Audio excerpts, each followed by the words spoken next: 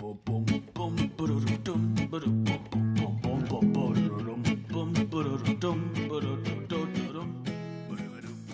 and welcome to another episode of Breaking Mayberry, a show about what happens when people stop being polite and start getting real about boomer television, I guess. You know what's fucking weird? I felt that intro happening in my bones. I felt a real world thing moments before, like the way an animal feels a hurricane. You knew that I was coming up with it. You knew that it was inevitably happening. That was so fucking weird. I think it might just be like it's coded into the DNA of our generation that you can just feel when someone's about to say, "When people stop being nice." Like, oh, that was like upsetting, kind of. Like I looked into your soul with it. I think I believe in astrology or something. I don't know what that falls under, but I think I believe it now. Welcome to Breaking Mayberry. I'm one of your hosts. I'm Marty Schneider. I'm the other host. I'm Dan Ludwig. And this is a show about old television, primarily the Andy Griffith Show. And if you've been listening closely lately, you listeners, I feel like we should apologize to you. If you've been listening real close lately, you may notice that Dan and I have been struggling on these intros, these first couple of minutes of episode each time. And that's because nothing happens to us anymore. No. But in the before times, the introduction time was just like us literally being friends. Yeah. Saying like, hey, what happened to you? Hey, here's some weird things that I encountered this week. And nothing happens anymore. No. I can tell you, about my trips to the kitchen and back, and that's about it. But Dan, I've got an intro. A thing actually happened to you? A thing happened. It happened because I did the bad thing and I left the house. Right. But a thing did happen to me weeks ago, and I've been holding on to it for this occasion. Okay, all right. A couple weeks ago, I traveled to Long Island, or I traveled to see my grandmother for Passover. Mm-hmm. My grandmother and my sister are both fully vaccinated, and they wanted to do a Seder together, which was a bad idea for a number of reasons. Number one, the health thing, sure. Mm-hmm. But also, number two, now that my grandmother knows that I can drive the 2.5, 3-ish hours for Passover during a pandemic, mm-hmm. I have no excuse not to do that every year. Do you know how many holidays we Jews have, Dan? It's a lot. You guys just many. pack them in. It's one for every time people have tried to kill us.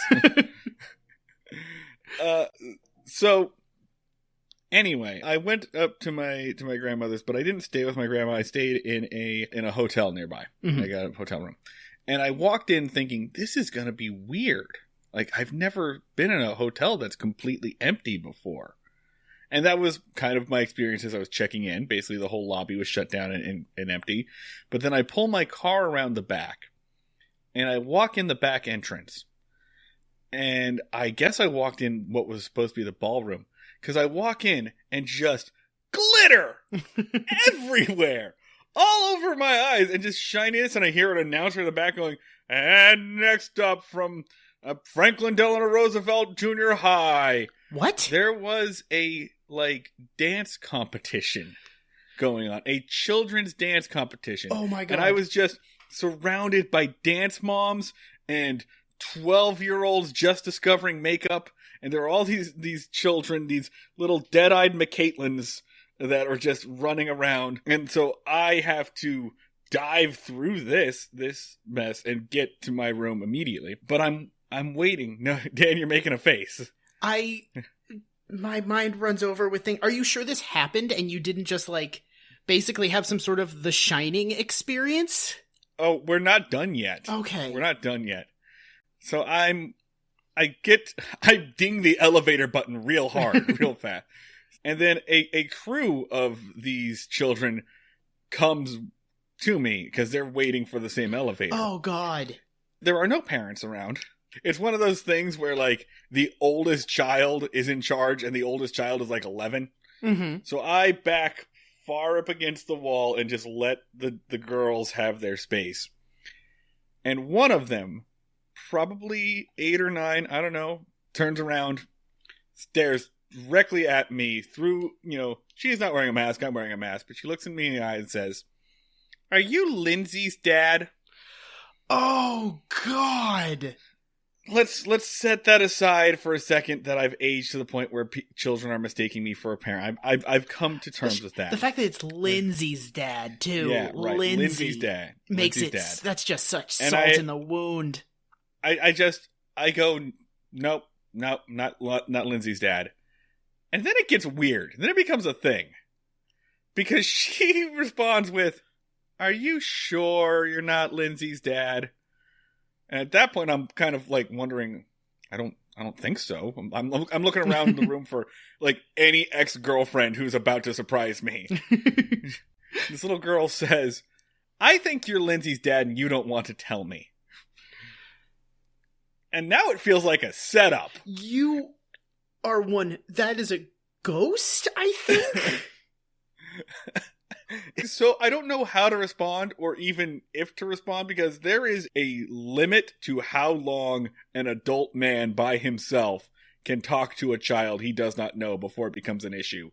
And that limit is like 3 seconds. So I don't know what to say other than, "I promise you I'm not Lindsay's dad." And fortunately, a couple of things happen at once. The elevator shows up. The older girl says, "That's not Lindsay's dad. Come on." They get in the elevator. I'm sure as hell waiting for the next one. I'm not getting in that elevator. And these girls like take their rolling suitcases into the elevator. And as the elevator doors are closing, this girl turns back on me. Again, looks me right in the eyes. "Tell Lindsay I hate her and we're never going to be friends again." Ding! Elevator up! That's incredible. And now I have to wonder, Lindsay, what did you do?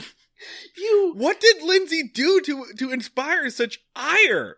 You should have looked that child dead in the eye and just said, "No, I'm not," and tell her mom I wasn't even in town that weekend. Fuck. What the fuck did Lindsay do? That this little girl was so angry, she went for the dad, and she knew that the dad would be so ashamed of his daughter that he may lie. "You will deny me thrice before the elevator bell dings." Lindsay is just such a massive piece of shit. Lindsay like stole her mom's car, and she just expected dad to just be like, Nope. If I admit that I'm Lindsay's dad, you might serve me a court summons for something she did. You might be a tiny process server. That's exactly the attitude that it went with. I swear to God, if you had admitted that you were Lindsay's dad, like, that little girl's eyes would have just glowed red and she would have dragged you to hell. Like, it would have been like, "Marty, there's no dance competition there. There was one 30 years ago, and then a man named Lindsay's dad killed everyone." I like the idea that his name was Lindsay's dad. No one knows what Lindsay's dad named, but we do know all the terrible, terrible things he did. So, yeah, a whole lot of things are going on in my brain at once right now. Like, number one, I'm feeling a million years old. And number two, I want to go find the real Lindsay's dad and warn him. Dude, you know what happened was that little girl went up to Lindsay and she was like, "I told your dad that you suck," and he pretended to not even be your dad. He didn't even want to admit that he was your dad, Lindsay. Oh my God, that is what happened. That was 100% what happened. That's 100. Oh, shit. Yeah. Oh, I didn't even think of that. Yeah, no, she was like, "Your dad pretended to not know you. It was pretty sad. Everybody." Oh my God. Yeah, so you are going to be part of a childhood trauma that Lindsay is going to be untangling for the rest of her life. So was it like it was a dance competition? Was it like a Little Miss Sunshine type thing? I don't think so. Like, feel like these girls were like actual dancers, like part of a dance team. Okay. And like they weren't ballerinas, but they were like clearly had been from dance class. It wasn't like a little girl's pageant. So you didn't just basically wander through a bunch of simultaneous childhood traumas. Like yeah, no. You weren't going to be like in the background of a hypnosis that someone was doing to like untangle shit. You know, my first thought, because I walked in right next to the merch booth, basically, and I saw all the hoodies and things, and my first thought was, crap, this is a youth group conference. I'm just picturing your face on a little girl now, just beard and all, just like, hey, Lindsay, and then like Marty in a dress turns around like, what? I told you to leave me alone. Oh, holy shit. I was also wearing a mask. You don't know what my face looks like. I swear to God, if that had been me, I would have 100% been certain that I died. Like, for the entire, like, first 5 minutes, I would have been like, I went into cardiac arrest trying to open this door. This is some sort of weird entrance to heaven. The devil is going to show up in a second in, like, a tuxedo. I don't know. These are all going to turn out to be demons. There's no way this is fucking real. People don't do gatherings. The devil is the hotel security that comes to talk to me for my extended conversation with this small child I don't know. Holy shit. Yeah, so that's it. That's an intro. Look at that. Look at that. 85 episodes and we still can do this, I guess. The only interaction the only thing that fucking happened to me that is vaguely intro is that I tried to hug my first person in a year and was so rusty that I just kind of jumped and slammed my shoulder into his face. Did you do like the full body equivalent of like when one person reaches for a fist bump and the other person reaches for a handshake? Now I'm just kind of doing Run the Jewels. It was, the person was taller than me. So when we went for a hug, I was like, I don't know what to do when this is like advanced hug mechanics. This is like the college of hugs. I'm back down to elementary school. So I was like, do I have to jump? I think you have to jump when the person is taller than you. And so it was just kind of like an awkward, like Shamu style body slam that I did with like arms open. It was very upsetting to just everyone within a 5-mile radius. Have you never made out with someone taller than you? You're not a very tall man. No, I'm not. I don't think not enough to require jumping. But yeah, fucking look at us re-entering society as awkwardly as possible. All right, that's as good a spot as any to talk about today's episodes. There are 2 episodes today, and I think typically we like to do the more interesting episode first. Are we doing the good one first? Yeah, we're going to do the good one first. We got 2 episodes that are very frustrating in very different ways. They're so far apart. Yeah. It's just, they're complete opposites. All right, so we're going to start with Season 4, Episode 7, A Black Day for Mayberry. What? Why is it titled that? I don't know. It's not a particularly dark day. No. Nothing particularly dark. It's not like this is the day when Andy has to like take down terrorists in Main Square. Like it's not the day that Doomsday comes to town and kills Andy. Like yeah. But it's a black day for Mayberry. Bummer. It airs in November 11th, 1963. We are 2 weeks away from a black day for the country. Are we coming up on it? We are 2 weeks away from the assassination of JFK. What episode is that going to be on? It's going to be like break, but there's one coming up that they actually had to preempt and move it to December for the funeral coverage. Anyway, it's going to be like they try to teach a dog how to skateboard or something. It's called that. It's written by John Whedon. It's a John Whedon episode, directed by Jeffrey Hayden. And here is your 1-sentence summary from Wikipedia. A gold shipment is coming through Mayberry, and Barney accidentally leaks the news, causing a crowd to turn out to welcome the armored car. Little bits of trivia that I guess are notable here is, once again, Ron Howard's dad shows up at the very beginning. Rance Howard appears as... Amazon, made such a big deal of it. Like, there's an armored truck, there's some gold. Also, Rance Howard's in this! And Rance Howard just kind of stands around. He's like, hello, I'm a G-man. I'm going to be completely silent and still. And, Amazon was like, holy shit, buckle up! I didn't read it, but that's also mentioned here in the one sentence summary from Wikipedia. So this opens up with... Is this the Juanita? Yeah, it opens up with Barney on the phone with Juanita, singing the Juanita song. Is that a real song? Is there a real song about that goes like that? No, it's not. If this was a real song that was on the radio, then I would imagine that they were just really out of music. I would imagine there would be a tune or lyrics. We kind of invested all of our music money in Elvis, and everyone's kind of sick of that now. So, Juanita... It literally sounds like the song Scott Pilgrim writes for Ramona.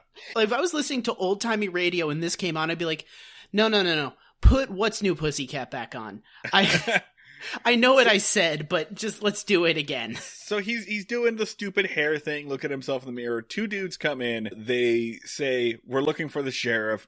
Barney says, well, you can, whatever you want to say to the sheriff, you can tell me. And they're like, we'll wait. Yeah. And at this point, I actually had to pause and check that I was watching the correct episode. Because this all feels so much like shit we've seen before. Yeah.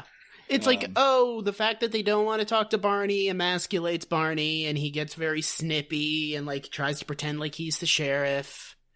Blah, blah, blah. Yeah, we're going to skip through this. Opie also comes in and also hurts Barney's feelings by saying... This one makes no sense. Opie also comes in and is just like, hey, is my dad here? No, I guess I'll wait for my dad and not hang out with you, person who is not my father. Yeah. He's like, I want my dad. And he's like, well, you can tell me. It's like, no, you're not my father.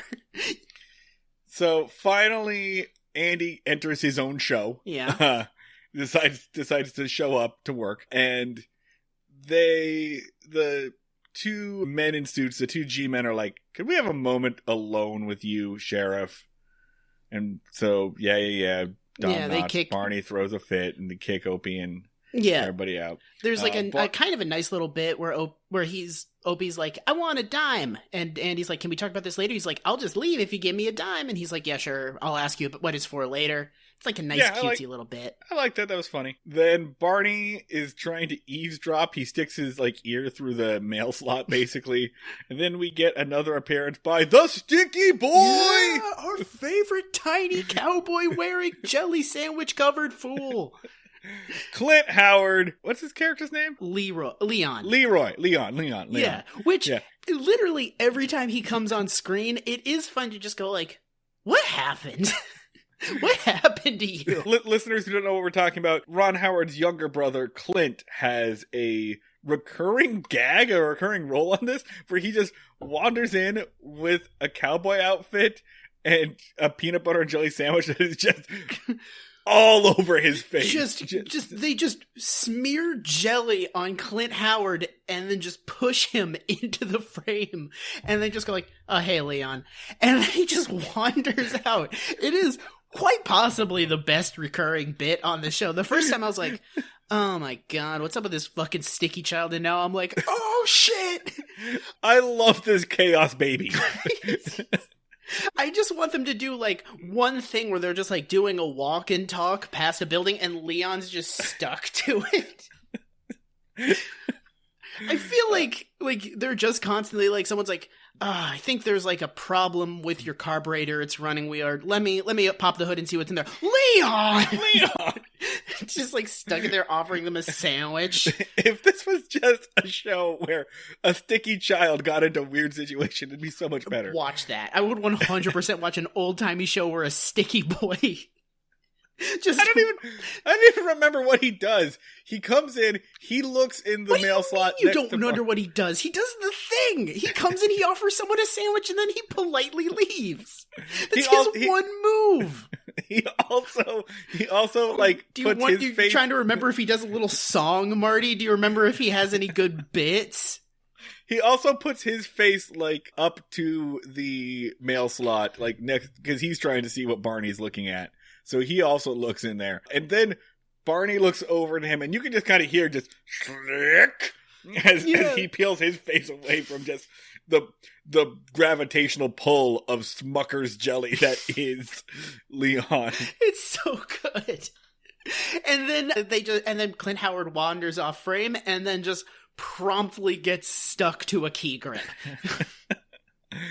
So anyway, the G-men open the door. They find Barney, like, with his ear against the door, basically. And then they leave, and then Andy immediately tells Barney what was going on. I get, like, that's the only way we can have a plot, but he just, I don't even understand what the point of was keeping the secret, because Andy just tells him immediately. Yeah. Barney doesn't pry it out of him, and he's just like, okay, so here we go. So, based off of, like, the way Barney behaves, they were like, we got this big secret. Oh, wow, your deputy is trying to force his head through a mail slot to listen to us. Abort, abort. We will go literally anywhere else.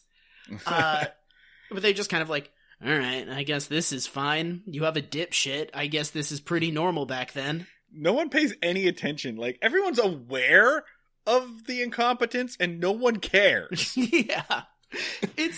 I feel like based off of this, just anytime one of the feds goes out somewhere, they just expect shit like this. They're like, his head's not... Same shit, different day. He doesn't have a bag stuck on his head, so this is pretty good for the rural South right now. There's not a pickle jar stuck on one of his hands. I don't give a shit. So, the big story, the plot of the episode, is that there is a shipment of gold coming through town. An armored truck with a bunch of gold bars worth $7 million is coming through town. And what's that with inflation? Don't make me do this. Yeah, no, fuck it. Right. Who gives a shit? It's like $5 billion or something. It's a shitload of money. All right, fuck it. I'm going to do in today's dollars. This is always the least interesting part of every episode. Oh, God. Yeah, I forgot that you're trying to put this on YouTube, so, like, we can't edit out the boring bullshit that we do. Well, we'll find out. All right, so what year is it? It's 1963? 63, and this is $7. I'm just going to do $7, and we'll just increase that. We'll just add all of those. So that is $26 million, almost $27 million. All right, yeah. An insane amount of money to be transporting through a small town, but sure. Yeah, all right. So they're transporting $27 million worth of stuff, and everyone's like, oh, Barney starts freaking out. Like, this is a big deal. So it's supposed to be just a real simple thing. They're going to come. They're going to stop at the filling station. They're going to get gas. The drivers are going to eat food. And it's Andy and Barney's job to guard the shipment while the drivers are getting food, and then they'll leave. This is actually like a good change of pace because like Barney starts going like, this is a really big deal. And you think Andy's going to be like, now calm down. This is all standard procedure. But he's like, it's a big deal. I'm freaking out. Holy shit. Like, yeah, and Barney's like, this is the most important thing as a career. He's like, it super is. Here's how you know it's a big deal. Andy gets a gun. Yeah. Andy is like, we have to do stuff. We have to walk around town and look at things and make sure that they're not full of thieves. And Barney's like, normally when something like this happens, he's like, we'll roll around town. I'll check in and, we'll be cool. And he's like, oh my God, I'm hyperventilating. Oh yeah, God. It has to be a really big deal because Andy shows any interest whatsoever in doing his job. Andy's Zoloft briefly wears off. Instead of the like World War II induced fugue state that he always walks around in, he becomes lucid and in the moment for a little bit. So anyway, Barney says, all right, well, this is very important. All right, the first thing I got to do is stop cheating on my girlfriend for one fucking night. I hate the Juanita scenes so much. Anytime he picks up the phone, I just go, ugh. I just kind of buckle up emotionally. They are so unpleasant. He calls up Juanita down at the diner, and it's just like, Barney stuff, he just says immediately, like, hey, I can't go on that date with you tomorrow. Something big is going on. I can't tell you. You're never going to guess it. Do you want to guess it? You could guess it. Nope, it's not that. Guess again. I'll give you a hint. It's gold. Give you another hint. It's on a truck.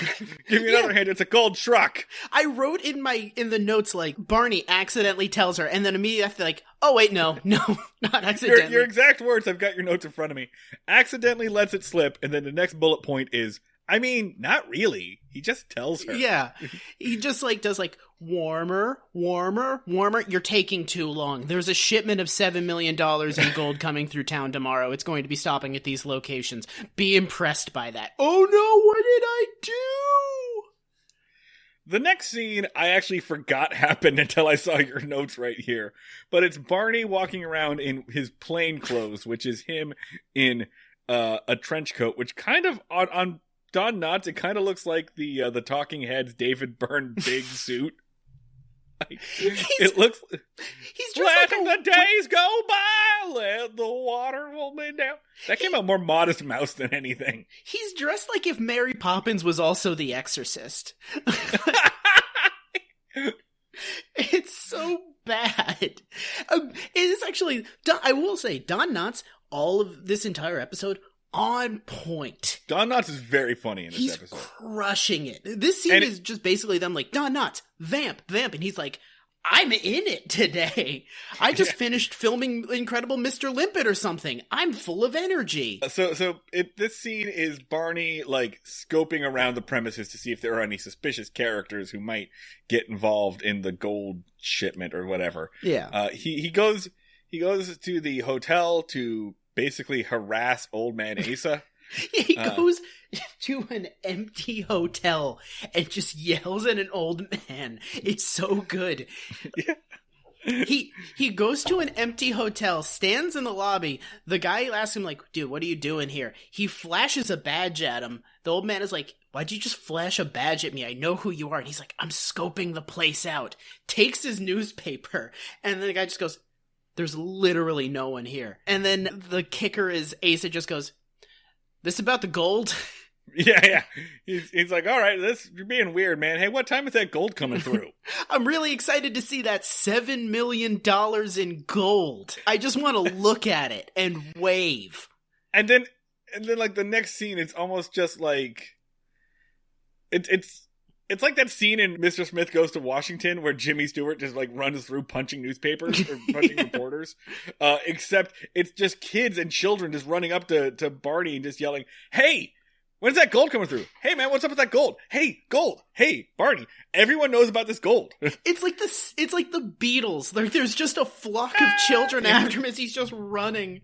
That was a much better example. Yes. Yeah, it's so good. Like, so Asa says that if he wants to go out and he wants to see the truck with the gold in it, just to see $7 million and maybe wave at it. The last part makes it extremely sad. But up until that point, I was like, this idiot wants to see $7 million in gold. And I'm like, would I like to see $7 million in gold? I would like to see a brick of gold, right? Like, I've never seen a brick of gold in my life. If someone outside of television. Yeah, if someone was like, hey, I'm going to just drive through town with $7 million, would I go see it? I don't know. I can't tell if it would just make me feel really bad about myself. I want to know what it looks like in volume, basically. Like, every time you see somebody, like, in the movies hand over a sum of money in a briefcase, it, like, takes up the entire briefcase, these stacks of cash. Yeah. But mathematically, I want to know what the surface area actually would be of $1 million. And I'm sure that we could probably calculate this on a more interesting or maybe less interesting show. Thought out. I don't know. Yeah, if we had done any planning whatsoever. And also the fact that it's gold is interesting, I guess. I don't know. I couldn't tell if that was like an extremely sad. Definitely saying I want to wave at the money just filled me with deep in my heart sadness, because I'm like, oh, I do actually know people that would like to wave at the money and be like, hi, money, I love you. One day I'm going to maybe meet you. No, I won't. But this is the highlight of my month. Like, that hurt me. Hearing a man say, I would like to wave at the big money. Here's what I think it comes down to answer that question for me is, Marty, would you like to go see $7 million worth of gold? And the answer is, I mean, if I'm going to town anyway. Yeah. If someone was like, hey, you want to see some money? I'd be like, do I have to get in a car? But like, Do we have any groceries that I gotta pick up? Like, is there? If it's on the way, I'll stop and see $7 million. It's like the Liberty Bell. Yeah. Which, why does anyone go to that, you fucking idiots? There's so much better things to do when you visit this place. It's just a shitty broken bell. We've had historians on this show yell at us about that, and you know what? My opinion has not changed. Yeah, no, I smiled and nodded during that opinion, but I didn't actually move. So, okay, so the entire town now knows that there is a truck of gold coming through town, and I'm gonna, just to get ahead of it, no one tries to steal the gold. Which, yeah, let's be very clear here. Nothing interesting happens with the gold. Which, my reaction to that was more like, really? No one's gonna try any shit? Nobody? Like, I feel like if I lived in that town, I'd be like, we're out in the middle of nowhere. We're not supposed to know that this gold is here. Literally everyone has guns. This is my shot. I'd be like, I'm gonna die in this town. I'm 65. It's the 60s, so I don't know what that translates to in terms of life expectancy, but it's probably not that good. Not great. I have a bunch of guns because it's the South. I never got that tetanus shot from season 2, so, like, and there's barbed wire everywhere. Yeah, like, so my odds aren't great. I could probably, I feel like I'm feeling lucky. Like, no one felt froggy that day. Like, yeah, no one felt like taking a jump. That's bullshit. You know why? Because Floyd's not there. Oh, Floyd would have gone for it. Floyd would have gone for it. Floyd would have grabbed the bag and run as far as he could go, until he could see daylight, and then just go down in a hail of bullets. This was honestly, Floyd's been preparing for this, because he could have tried to just jump in that truck and drive, and if he got caught, he'd be like, Andy, I'm sorry, I thought it was a horse. I don't know. I have a Ford. You know that I only have a 30% understanding of what's going on at any given moment. Are you telling me that's not filled with delicious ice cream? Whoa, I thought this was the ice cream truck that I was stealing. Where am I? Oh, would you like a haircut? And they'd be like, it's just Floyd. And he'd be like, all right. Nailed it. Paid off. I've been nursing this for so long. Anyway, all right. So it's the next day. Andy pulls up into the jail, and he's being like, Barney is being very evasive about things. And he's like, yeah, this is a real big important moment for us. And Barney's like, we're gonna fuck it up. Yeah. We're gonna blow it. Like, it's so bad that Barney actually admitted that he had failed something. That's how bad he's fucked up. But I do like his efforts to be like, listen, I want to lower your expectations for how good this is gonna go preemptively. I want to try to, let's sit here and think about all the ways that this could go bad, and how that wouldn't really be that bad if everything went to shit. Like, wouldn't it be fine? Why don't you reassure me that everything's gonna be okay? Yeah. It's like the equivalent of like, well, before I tell you what you did, you have to promise not to get mad. So, obviously Andy does get very mad. Oh yeah. So. Oh yeah, because Barney doesn't tell him. They go to the gas station, and Gomer says that he knows, and Barney's answer is, "Well, I had to tell Gomer. He's a deputy."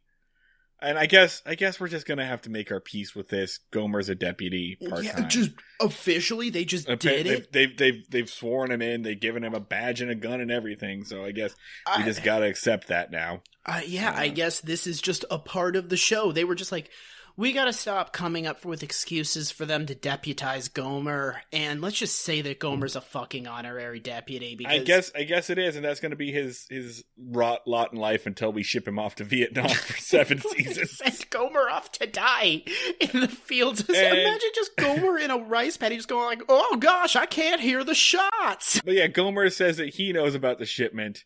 Barney tries to cover his tracks, and Gomer goes, "I didn't learn it from you. I learned it from Laura Lee Hobbs at the diner, and he learned it from blah, blah, blah, blah, blah, blah, blah."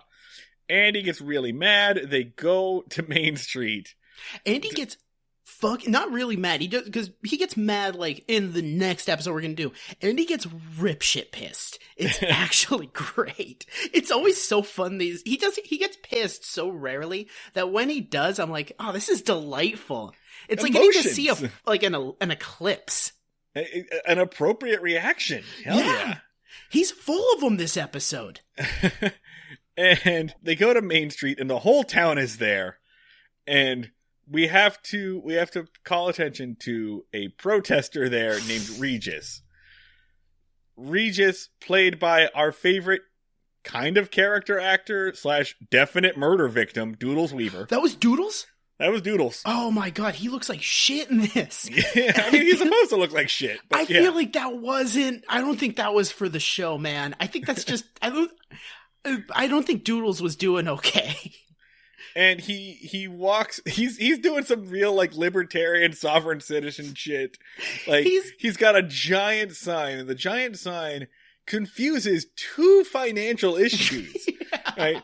It's about ending the gold standard, which is something that, JFK really would have cared about or had been concerned about at the time, for the next 2 weeks anyway. And then the second one is like, vote for the flat tax or something like that? Single tax, which I think is another word for the flat tax. But yeah, he's basically on some real libertarian economic stuff. And I did some research into this, and basically that sign at the time would have been a little bit of an inside baseball thing, because some of those, it was echoing some of the opinions of some financial analysts who had fallen pretty far out of fashion. Like, they would, if you heard them, they would immediately label that person as like a crank. Yeah. Like some real like taxation is theft kind of shit. Like, I love that they just basically call him out as like the 60s equivalent of libertarian, because they were like, oh, that's Steve. He lives up in the mountains and he comes down occasionally to piss us off. Like, basically just it's like, you don't care about anything you're happening here. You're just literally trying to make everyone mad, and then you're going to go up into your weird cabin in the woods. And like, yeah, that's true. On the other hand, I like some the idea things that change, some things stay the same. Libertarians are still like that. I really like the idea that Regis heard about this and was like, finally, a healthy outlet to let my opinions about gold be known. And while we're on the subject of gold, here are my opinions about money in general. I should have more of it. This is all going on the sign. I'm writing all of this on my giant sign. Do you think if he ever turns around, you'll just see the back which just is like, and the age of consent should be 14? Yes. Yeah. Like, how this like reminded me, how bummed were you when you found out the Wizard of Oz was just about the fucking gold standard? It's about the gold standard. I was like, exactly in history, what I was thinking about. I was in history class and I was just like, you just ruined Wizard of Oz for me. That makes like you explained what historical figure every character is. You just killed the Cowardly Lion for me. It's a factoid that is only remembered by the least interesting of people. It pops in my head every now, like really, whenever I hear gold standard, it just drains a little bit more magic out of Wizard of Oz. Yeah. So, but Doodles Weaver, does Doodles Weaver even have a line? No, yeah, he does have a line. He calls them all like worshippers of Mammon. Yeah, that's the best line. It's like heathens, worshippers of Mammon, and they're like, get the fuck out of here. And he's like, all right, I'm gonna, but someone's got to hold my sign. Exactly. Yeah, he for being like a street preacher, basically, he sure does just leave with the slightest bit of pressure. Like all libertarians. They hold up to absolutely no belligerence whatsoever. If you just loudly ask them to leave, they will.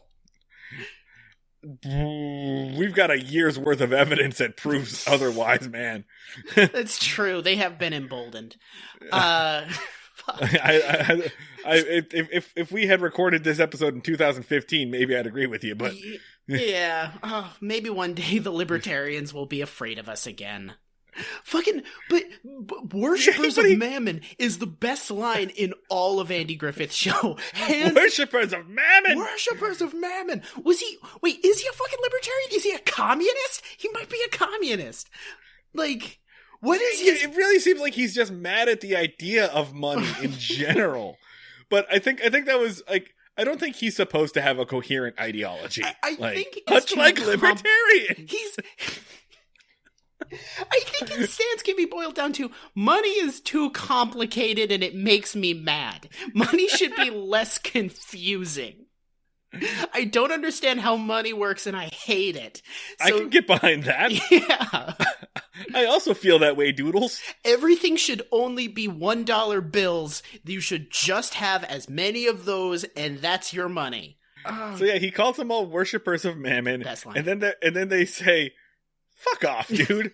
And he goes, "Guess I'll fuck off." And he hands his sign to Gomer, who now has to hold it for the rest of the scene. He fucks off like he's Swiper from Dora the Explorer. He's like, "Oh man," and then just goes. So Gomer is just holding a sign with like vague libertarian ramblings on it for the rest of the scene. So the gold truck comes through, and the townspeople swarm it. Like it's fucking, like, Night of the Living Dead. They just, like surround it like they're about to flip it over in the Rodney King riots. Yeah, they just swarm it. They're like, "Yay, a truck!" And here's the... At that point, you realize that how sad this actually is, because you're not gonna see the gold. No! Like, there's no chance of you seeing the gold. They're not gonna open up and, like, pass it around and just be like, "Hey, everybody take some." Like, all right, make sure it comes back. No. You're just looking at a truck. Yeah. You've all seen a truck before. They're not going to be like, "Come on out. Who wants to smell the gold?" But it's like fucking it's like I half expected there to be a scene where just a kid is like licking the side of the truck. Like it's really like deeply pathetic. Everyone's just really cheering for the truck. Hooray! That truck has money in it. Woo! Hooray for the concept of money. Can I have sex with the truck? No, you can't have sex with the truck, but it's got all that money. Oh. Can I have a piece of the truck? Just someone like tries to rip off the mirror and just be like, "This had money in it. This touched the money." Just like asking one of the agents, like, "What's your name?" "His name's Frank. I know the name of a guy that touched the money." It's so fucking sad. It's just a deeply, deeply sad event, which is made all the sadder by what we're about to learn. Yeah, this poor fucking town.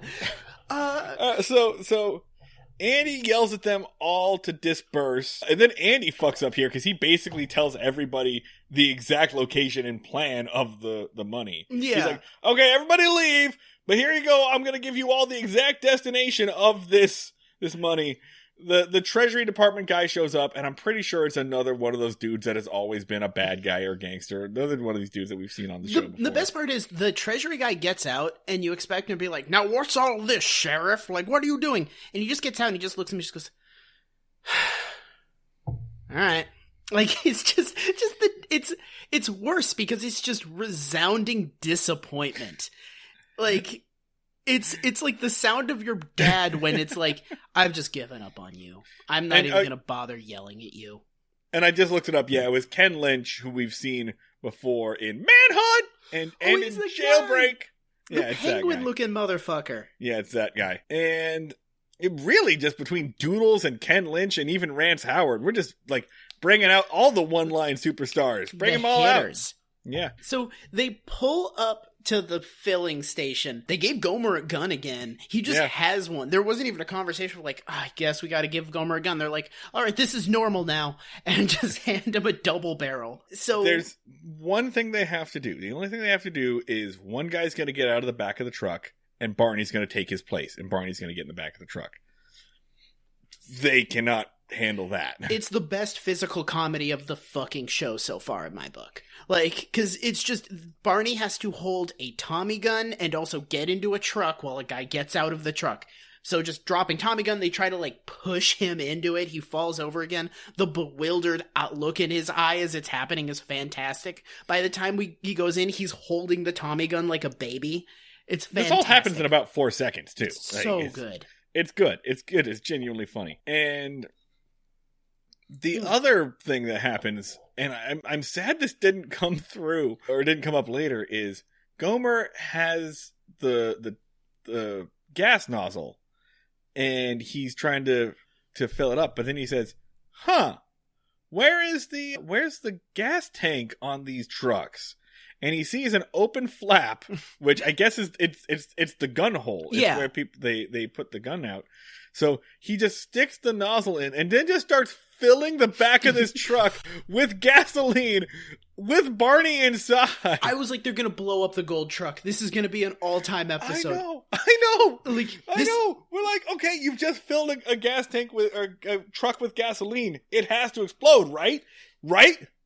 It's gonna. The truck does not explode. Yeah, no. I was like, this is gonna break the Andy meter permanently. We're gonna have to just fucking retire it because they're about to blow up a fucking truck. Like, game changer. Game's been changed. No. In fact, after this, they don't mention the gas anymore.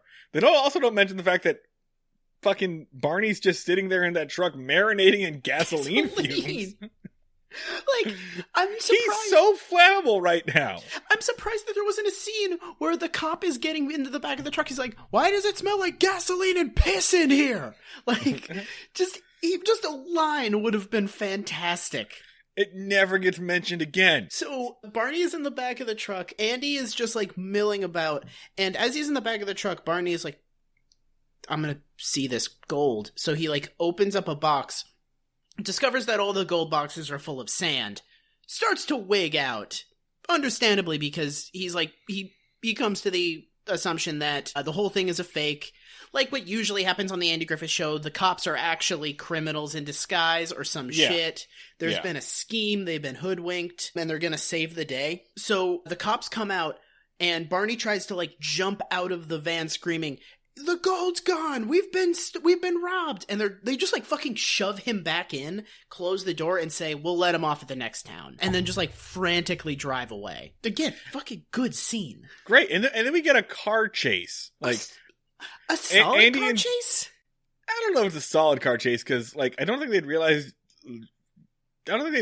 yet that a car chase has to be more than just cars driving after each other. They pretty much just drive in a straight line and one drives faster than the other. They drive cars down a road, but they play car chase music behind it. So it kind of works at tricking my brain into thinking that there was a car chase happening.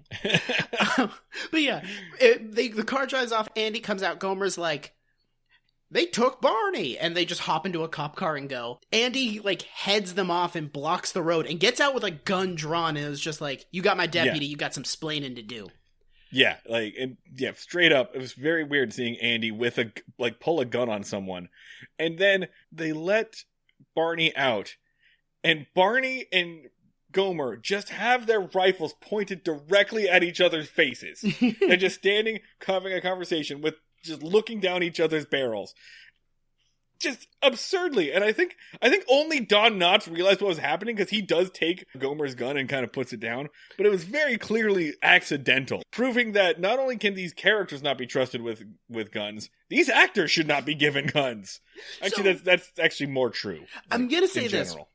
The Treasury agents rule because there is a bunch of wild-eyed bumpkins waving Tommy guns and shotguns and pistols in their face, and they just like let him out and then just walk away. Yeah, they just leave. They don't care about any of this. At a brisk but reasonable pace, walk into the car, start the car, back up a little bit, and drive around the cop car.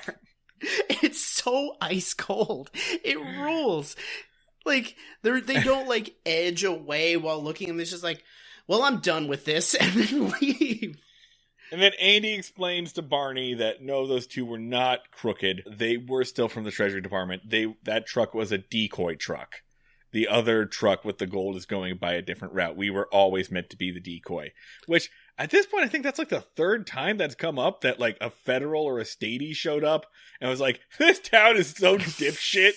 This town sucks so much it'll make a perfect decoy for something else that's really happening.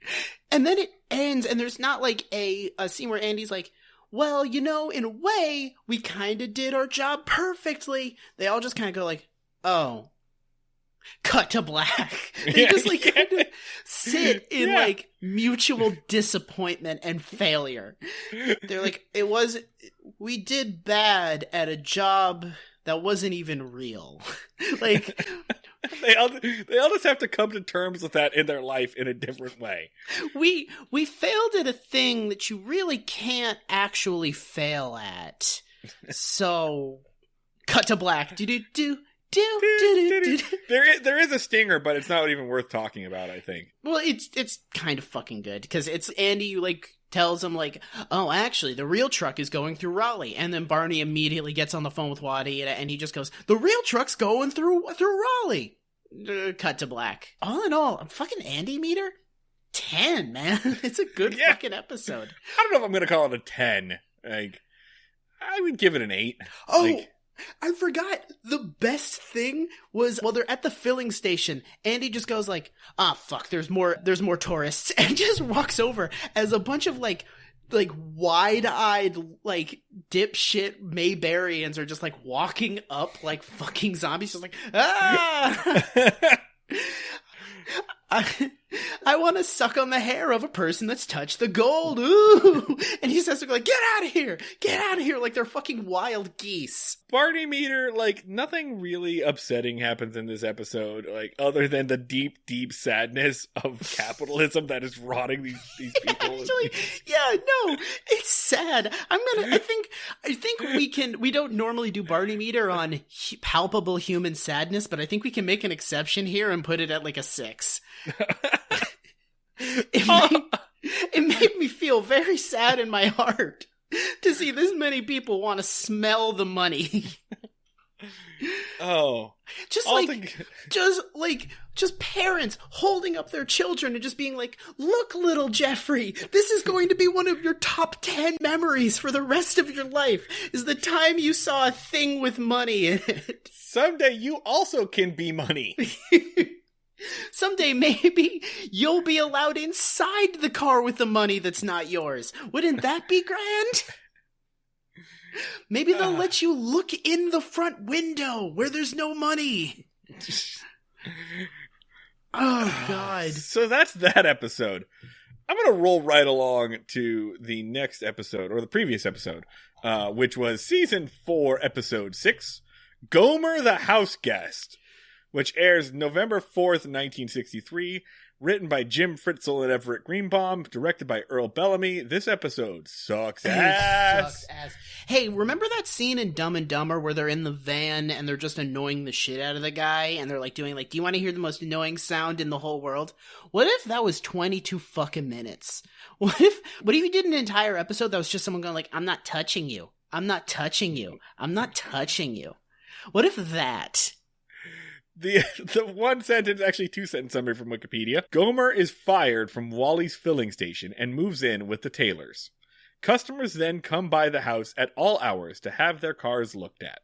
So this is an episode that requires so many people to make batshit stupid decisions that are beyond the bounds of like the social contract. Just absolutely humanly incomprehensible. Like, Gomer is annoying in this situation, but like, Gomer's annoyance is enabled and amplified by literally everyone around him. Just shocking amounts of weird decisions. Yeah. Like, Okay, so this starts off at the filling station. Andy pulls up to the filling station, and Gomer is talking to a guy in the car in front of him, telling a story about fishing. He's telling a fishing story to this guy, and there's another customer behind them who is honking his horn.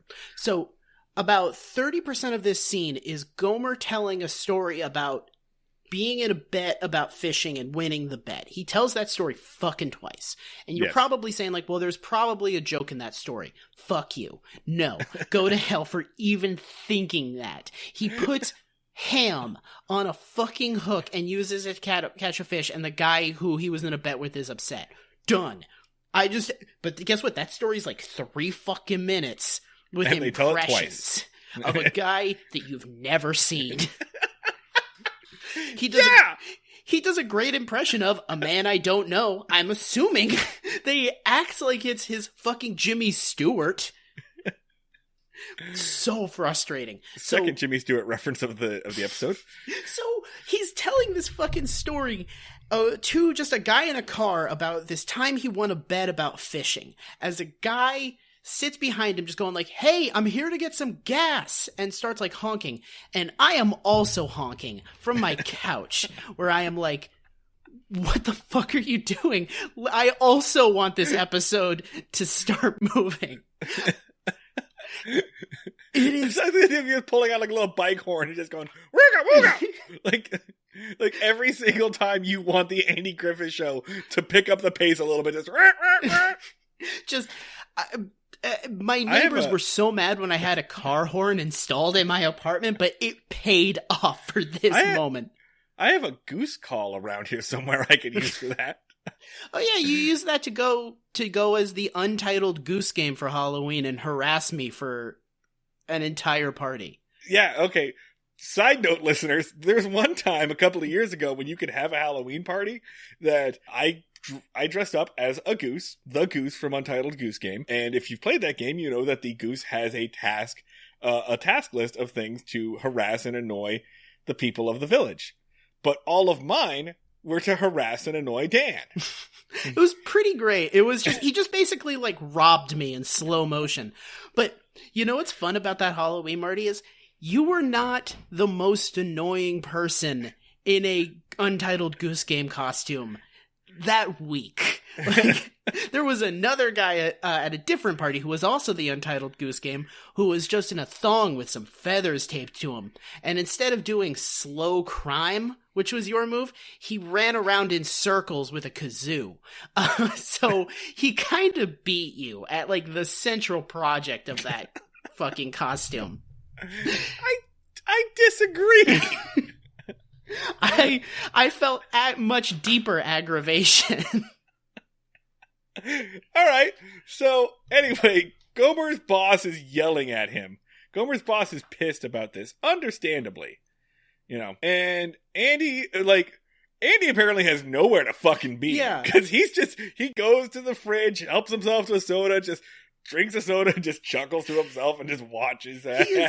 He is leaning against the gas station and he is enjoying this. He is not enjoying Gomer's dog shit story. He is enjoying watching a man get incredibly furious at Gomer. He is delighting at it. When the guy gets pissed and drives off and he's like, oh yeah, that's the good shit. That's that punchline. His delight makes the scene bearable. Andy Mason is like, hey, Gomer, whenever you get a chance, can you fill up my gas? It's not like I'm on the taxpayer's dime or anything. It's not like I have anywhere to be. Which, okay, Gomer, the guy says like, hey, Gomer, can you fill up my tank? And he's like, I'll get to it. And the boss is like, yo, that guy's waiting. You need to get him his gas. He's like, I only got 2 hands. Like, he's actually a prick about it. That's the other thing, right? Is like, if you're going to make a character annoying, you have to make him, like, oblivious. Yeah. In order for it to be likable. Like, Gomer's being a fucking prick. Yeah. And it's very weird, kind of the next scene where, and it's I don't even think the show realizes what it's doing, but Andy gives Opie his allowance, right? Mm-hmm.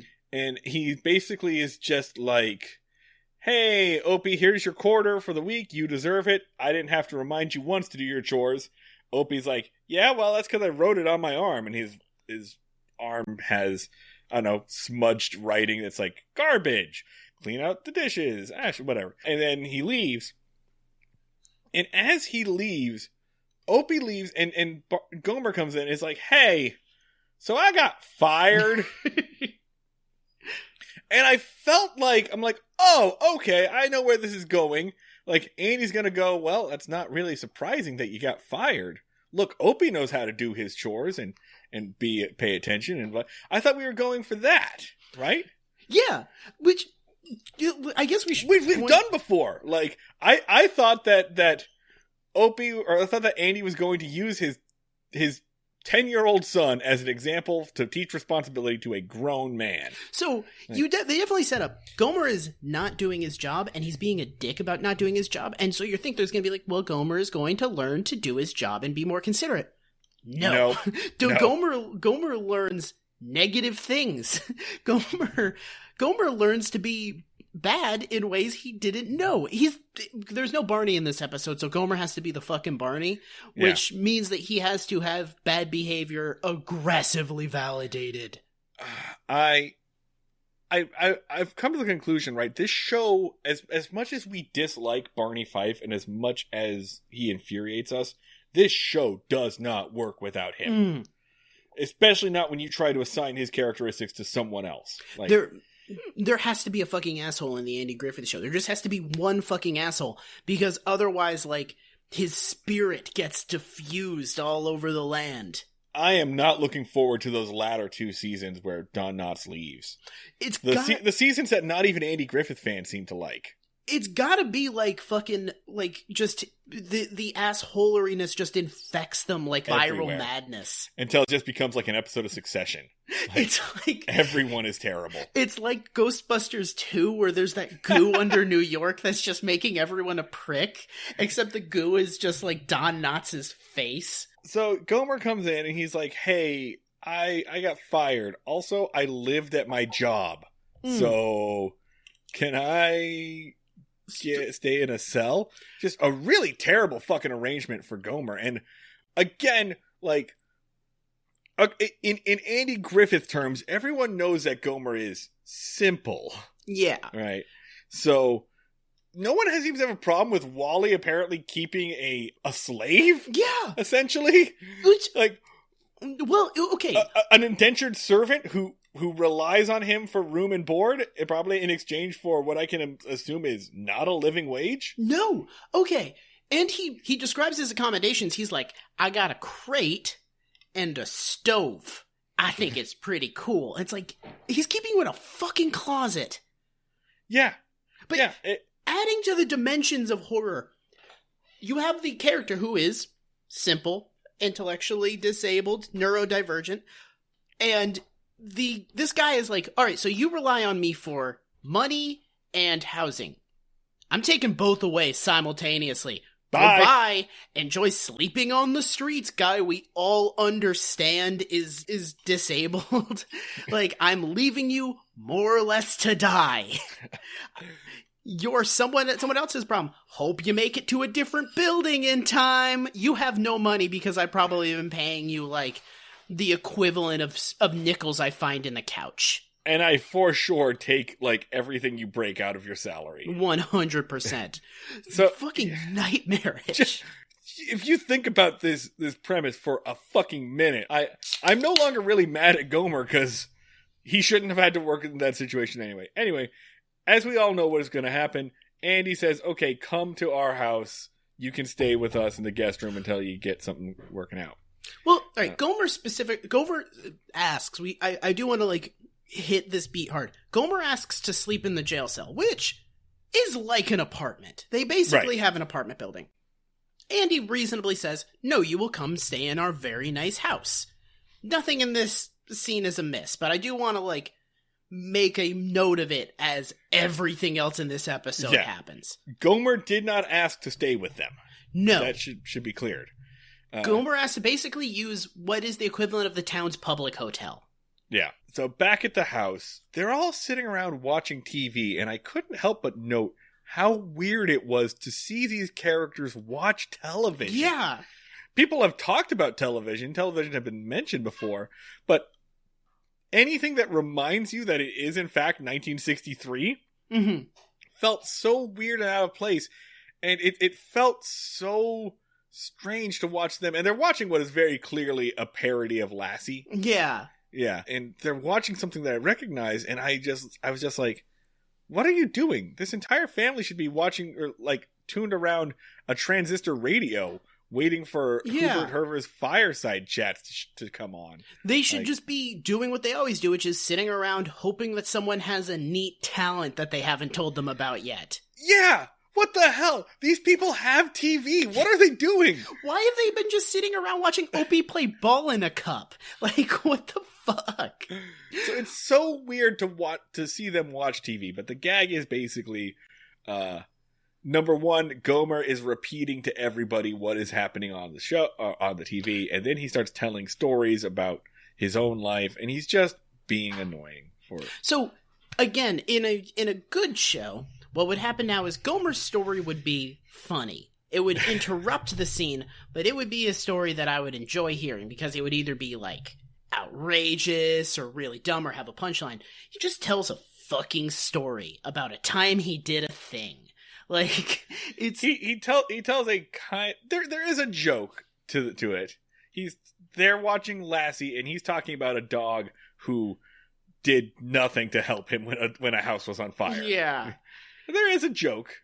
I do not remember it. Just that scene happened and just white noise went in my head. And I was like, I would also like to hear the fake TV show. The gag is Gomer is talking about a dog that he has once. And he said, this dog was real dumb. This dog was so dumb. One night we were all asleep and the house was on fire. And this dog... that was actually a good story. Yeah, this dog suddenly like smelled the smoke and it woke up. And boy, you know what that dog did? I'll tell you what that dog did. The dog went straight to the neighbor's house and sat there until the fire was out. That's actually a good story. Man, I just hate Jim Neighbors' fucking delivery. That yeah. might be what it is. I zone out whenever he fucking talks. So anyway, everyone's annoyed by this, but they're like, okay, well, it's time to go to bed now. Gomer asks if he can help with chores or something and to repay. And Andy says, all right, you don't have to do that, but it'll make you feel better. And the next 10 minutes are dedicated to tomfoolery. Antics. It's like 11 o'clock at night and Gomer's outside sawing something. He's like, did he say he was going to fix the door or something? Yeah. Like, basically, Gomer just says, would you mind if I did some chores to help out? And Andy's like, absolutely, we're going to bed. And then just someone starts cranking a music box and a monkey starts dancing, the equivalent of what these scenes are.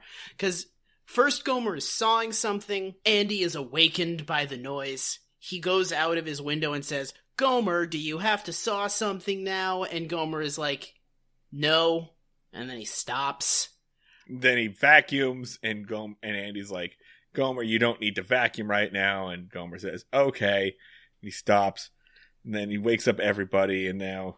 And then Andy is like, all right, you need to go to bed. I don't care if you're not tired, you are going to bed. And I do like this, that the third time when Gomer wakes him up with his loud gargling and singing, Andy just starts smoking in bed. He just lights a cigarette and just starts smoking.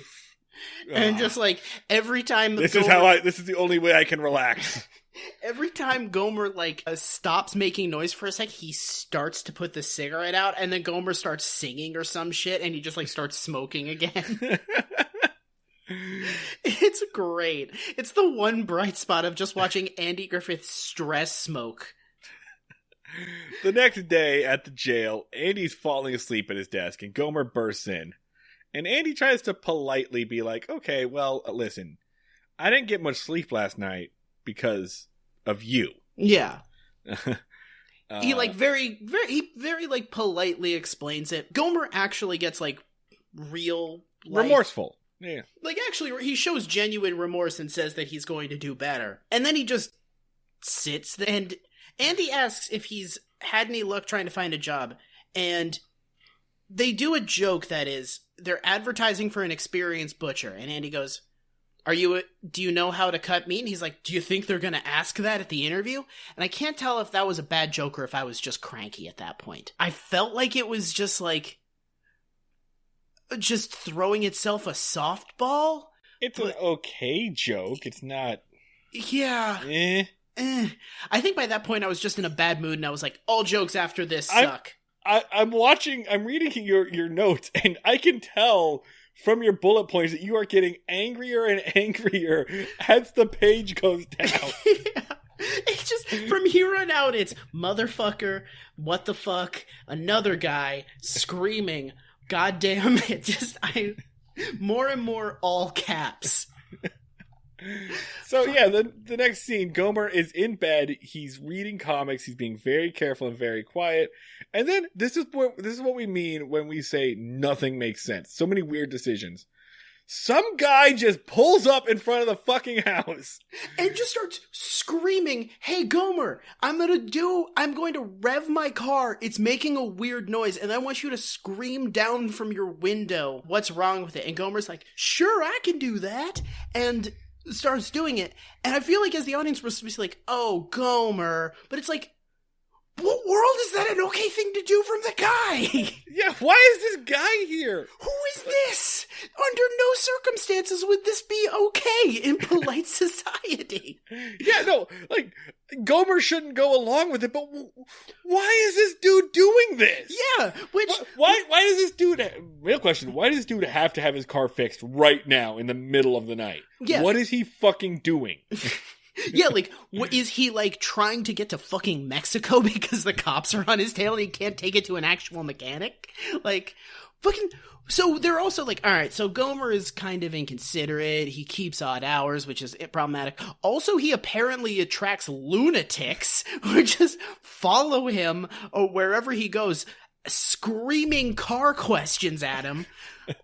Like a shitty version of car talk. Can I also remind you, Gomer has, in previous episodes, explained that he does not know how to fix cars. No! He's been very clear. He's like, I pump gas. I can guess what's wrong with your car. Gas. And the guy's like, I need to wake this man up. Not the actual fucking mechanic. So, it's so goddamn weird. And I get it. I think they pretty much just change Gomer's mechanical ability based on the needs of the episode. So I guess from now on we can just assume that he's some sort of like mechanic savant. Okay, you know, but... and so we've established this weird thing. A fucking guy does something really weird. Another guy does it. Like, yeah. They're going to bed, and then there's another guy who's also like, Gomer, I have an extremely similar situation. I have a problem with my car that you can hear from a second-story window, and I need to scream questions at you. And I am deciding to do this 5 minutes apart from another human being. So either A, we have a beautiful moment of synchronicity in the world, or B, was this just a super normal thing back then? Are these men like hiding from their wives? Are they sneaking out to have their cars fixed? Like, just like the way a crack addict will stand outside their dealer's house just asking to be let in. Like, and again, I understand that sometimes you have to do outrageous things because otherwise there is no joke, because otherwise there is no episode. But this makes no sense in the world of the show. It begs again many questions about the show wants us to be mad at Gomer for this and blame Gomer for this, but it's not Gomer's fault that these men showed up in the middle of the night to yell at him. Was it okay to show up at people's houses in the middle of the night and ask for stuff like this, or was it only okay if it's car questions? Like, could you... Hey! It's 1:03 a.m. and I need a cup of sugar! Hey! Does anyone know where Tom Petty is from? Hello! I need help with this! This is what you did before there was the internet. Yeah! You just yelled your questions and hoped that somebody yelled back. Steve! I know... Hey, does anybody know what... Tom Petty's from Clearwater, Florida! Thanks! You sure it was Clearwater? And then you just have that. In the 1960s, the night was just, it was like cicadas screaming into the night. Sarah! Sarah, how do you do long division? Sarah, what's an imaginary number? Wake up!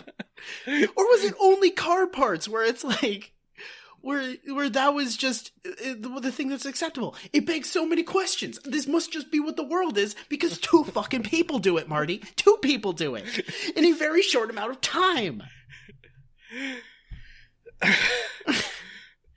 This was just what a Google search was. The next morning, everyone is pissed at each other. Like, Aunt B and Opie and Andy just sit at the breakfast table just bitching at each other. Yeah. They like just very, very like realistically sniping at each other. Yeah. Andy just goes like, all right, we know what the problem is. And then this is the point where I want to remind you, Gomer offered to sleep in the jail cell. Gomer explicitly asked to sleep in the jail cell. So like, that's really, I don't have a point B to that, but the problem has a resolution that's right there. The resolve problem button is right on Andy's table and he can press it at any time where it's just like, Gomer, you gotta go sleep in the jail cell, man. Fucking. and so the next scene is like Andy is kind of mean to a guy during a traffic stop. Yeah, dude, Andy is kind of mean. Andy is an abusive dickhead cop to a guy. Yeah, and in fact, mean. And the guy compares him to Barney Fife. Yeah, Andy hassles a guy. Andy takes out his personal frustrations on a civilian during a traffic stop. He does a bad thing. Like, yeah, so a guy has a tail light out and he's like, I'm gonna get it fixed tomorrow. And Andy's like, oh, everybody's trying to do everything tomorrow and I'm sick of it, so I'm gonna write you a ticket. And then the guy calls him Barney Fife and Andy's like, what? And he's like, nothing. I'm allowed to fucking have thoughts and say them out loud. And I feel like I'm supposed to be like, this guy's a fucking prick. But I'm like, yeah, you are, man. Yeah, man. Yeah, fucking stick it to him. Fuck him up. Fuck him up, old white man. Get him. Get his ass. Fight the power with me. Guy who definitely doesn't think certain people should have rights. And then the next kind of development is that without Gomer, I guess Wally has no clients, which makes me wonder, what the fuck was he doing before? Because, because no one's coming in for gas or car repairs. So either A, Wally is such a dog shit gas person or is selling, like, it doesn't make sense because he's the only gas station / mechanic in town. She very clearly says, he's like, well, they must be going to Mount Pilot for their gas and car repairs because they're not fucking coming here. Oh, you know what, Dan? Andy does say that he's going to ask Gomer to sleep in the jail. And I believe it's Aunt B who says, like, I feel bad for that boy living and working in the back of a gas station. Yeah. And number one, what caught my attention about that was the use of the word boy. Yeah. Because Gomer's 40. The conclusion of this, again, it's not that they learn to compromise. It's not that Gomer, like, changes his behavior or that anyone says, why are you fucking coming to my house in the middle of the night? Basically, Wally's just like, apparently Gomer is the only reason anyone came here, which doesn't make any sense because he's never been shown to be a competent mechanic before. But when Andy gets home and there's a line of cars at his house, did everybody's car fail at the same time? Maybe it was like back then in the 1960s / 30s, your car was just constantly melting. So you had to take it to the mechanic like every 35 seconds. Be like, well, I drove 8 miles, time to get my entire transmission replaced. Like, they were all made out of fucking tinfoil. So, like, maybe that's the best explanation I got. But also, apparently Gomer's able to undercut Wally's entire business from a fucking driveway. Yeah, 100%. Here's the real problem, right? Is that this ends with Gomer going back to his slave labor job. Yeah. In exchange for another hot plate. Yeah. Essentially. Yeah, that's the resolution is Andy goes, all right, fuck this. Everybody get in your cars. We're driving to the station. Wally's going to rehire Gomer, which there are so many better conclusions that so many people should have gone, which is Wally should have been like, well, my life is a lie. No one actually uses my business. It's all for the slave I keep in the back of my gas station. Someone should have gone like, hey, Gomer, maybe you should open a competing business because apparently you're a fucking savant at this. Like, yeah. Or maybe no one's cars are actually malfunctioning. They just want to hear shitty stories about fucking fishing. I think that's what they were hinting at. But Yeah. if that's because, like, at one point, Andy's like, hey, check it out. There's your entire business right there. And people just hanging out with Gomer giggling. But if that's really the case, then how did Wally have business in the first place? Were these people showing up and paying mechanics rates to have their perfectly functioning cars worked on in order to hear Gomer Pyle talk about catching a fish with a ham? You can just show up. He'll do it, regardless of whether or not there's a car to be done, to be worked on. He also will very clearly do it without pay. Yeah, Like, he'll come to your house like a fucking birthday clown and tell you about the time that his aunt had a sore leg. Like, he doesn't care. It's very morally wrong to do this, but you could. Yeah. So, Gomer, Andy should have just like nudged Gomer, just be like, hey man, you own him. This is your business now. Make him sleep in the back room. You have his house and also his family. But it's this weird fucking thing. Like, well, no, Wally owns capital. Mm-hmm. Like, Gomer, go back and serve your superior, your social superior, the man who had the capital to purchase a piece of land. Commentary. Half-remembered DSA talking points that Marty was digging up as he goes. I mean, I'm not wrong. No, you're not wrong. We both read Marx approximately 8 to 10 years ago. We know what we're talking about. I currently have the best of Marx sitting on my Kindle. I checked it out from the digital library this month, and eventually I might read it. I'm some of the way through People's History. Brag. Not a lot of it. We have to delete that because I have lied to a lot of people about having read that book. Everyone has. It's fine. So, yeah. So many gags on this show are just us saying that we don't read. I'm borderline illiterate at this point, and writing is my job. Oh, God. So yeah, Gomer is negotiated up from, like, just literally a second hot plate. Not more pay that he could use to maybe get his own apartment. He just, like, as he specifically says, like, it's a fucking broom closet that he's in. Like, he's basically Harry Potter. Yeah. Oh, you want to know, like, another frustrating aspect of this I remembered? Gomer's got a brother who has a house. His name is Goober. It's his cousin, yeah. His cousin Goober. He has a brother he could have just gone to. I always assumed he was just living with his fucking cousin brother, whatever, I don't care. This show's stupid. Yeah. Fucking added dimension of annoyance. He has an aunt and a cousin who live in town. Yeah. Like, it's been established that he can walk to their house. So dumb. This episode runs on fucking child logic.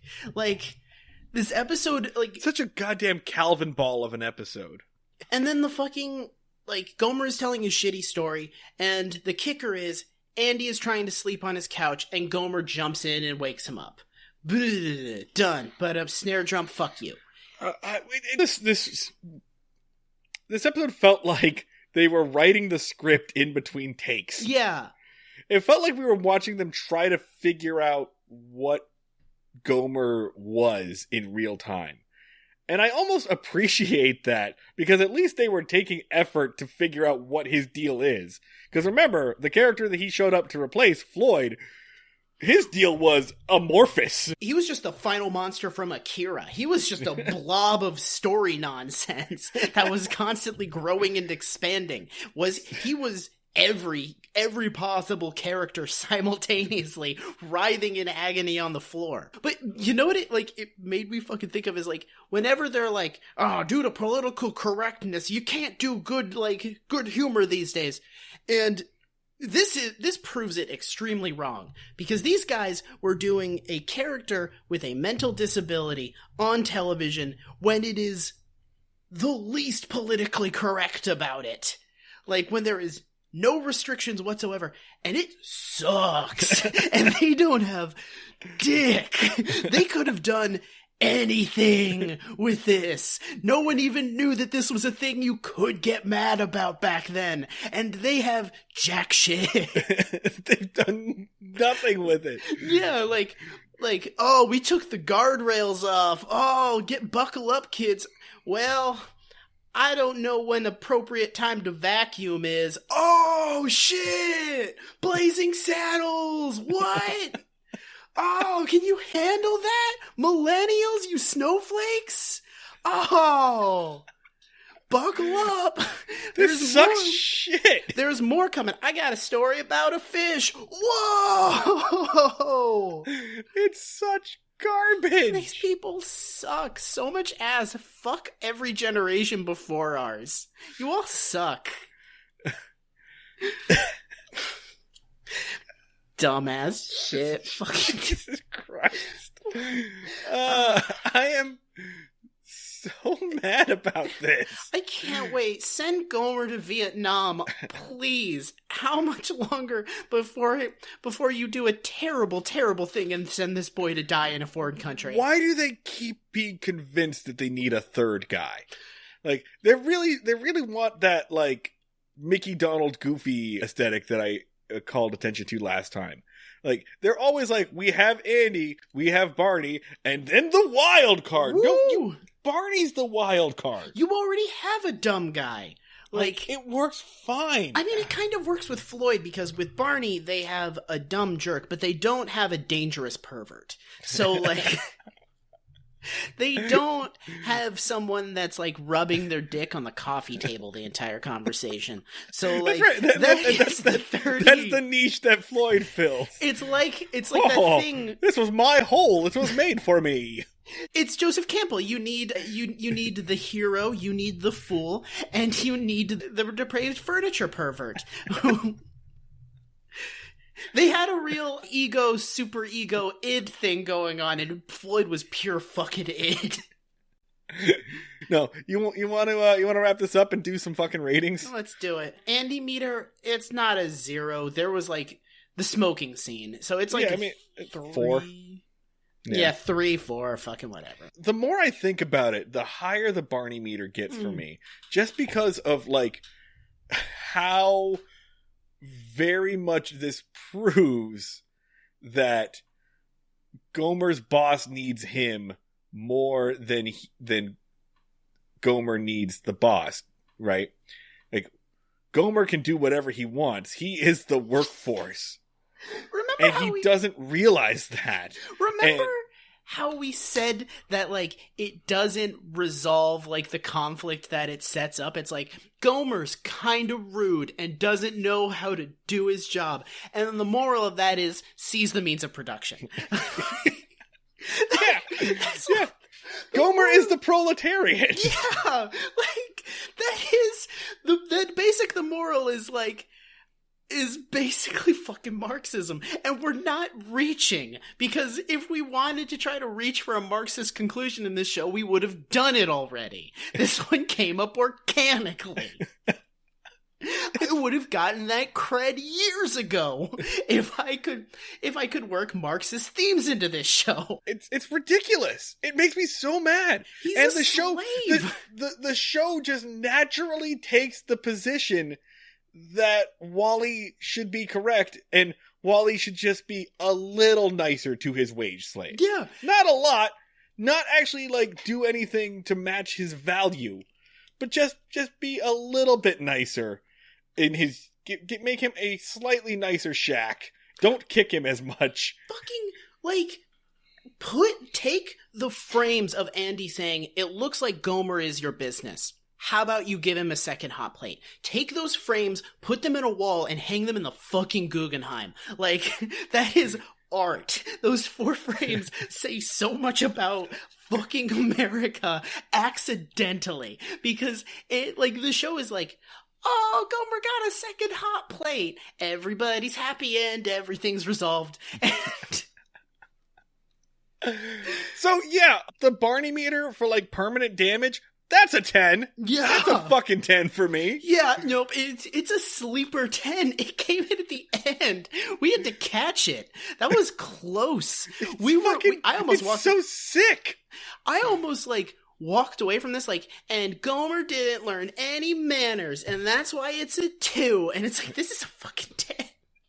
The exploitation of an indentured servant with a disability. God damn! This is the angriest I've been at the Andy Griffith Show in a while. Yeah. Fuck, we should have started with this one. We should have gone in order. We overthought it. I could have been yelling about this the entire time. We could have just not done the fucking gold episode. Yeah, in the end, the gold episode turned out to be not much. So, if you want to support us with your money dollars, you can get to us at patreon.com/breakingmayberry. On the internet, we are on twitter.com/breakmayberry. On Instagram, it's Breaking Mayberry. On Facebook, it's Breaking Mayberry. On Twitter, I am at Schneid Remarks. It's SCHNEID Remarks. You are at the Luds with 2 Ds. The music you just heard and are about to hear is made by Max Ludwig, who is on Twitch as at Sleep Talkie. And I could just take us down to the fishing hole, but I have no desire to talk about anything else anymore. I'm so mad. I'm so angry. I looked at your Twitter feed before we did this, and I was like, Marty's in a bad mood. This is going to be a weird one. And you're walking away from this angry. I'm throwing chairs. We found exploitation.